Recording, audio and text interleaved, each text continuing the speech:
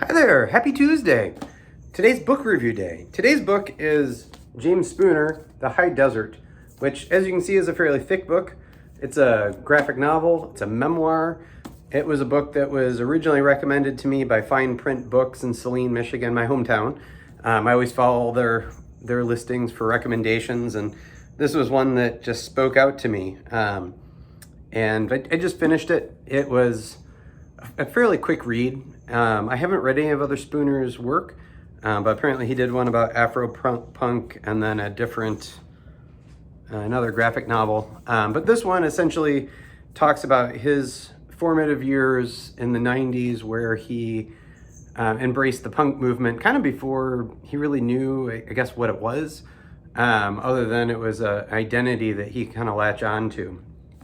His father was an African-American man from New York, or living in New York in the time of this book, and his mother was white, and she had moved them to Panama for a period of time, and then they returned back to their home. And so it's kind of James's story about being isolated and trying to find identity.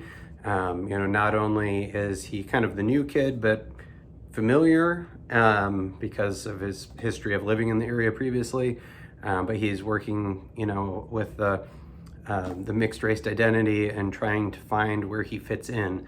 And a lot of the punks that he meets, some of them are just outright racist skinheads, and others are not, and trying to figure out how to navigate that. When he goes to New York, he encounters a whole different side of the punk movement and learns more about it, and he learns to figure out, I guess, who he is, and what identity matters to him. The art is black and white but gorgeous. I love the landscapes and just the details that are in here.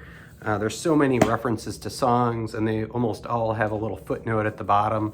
So if you're unfamiliar, it'll point you to where that belongs, or where you can find the rest of the song.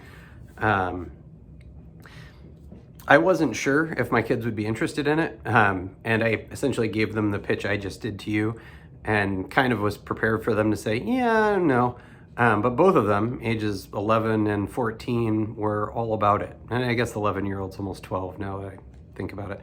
And they were really excited. In fact, we're clamoring to be the first one to read it. So anyway, thumbs up. Thanks for the recommendation, Fine Print, and hope you enjoy it. Bye.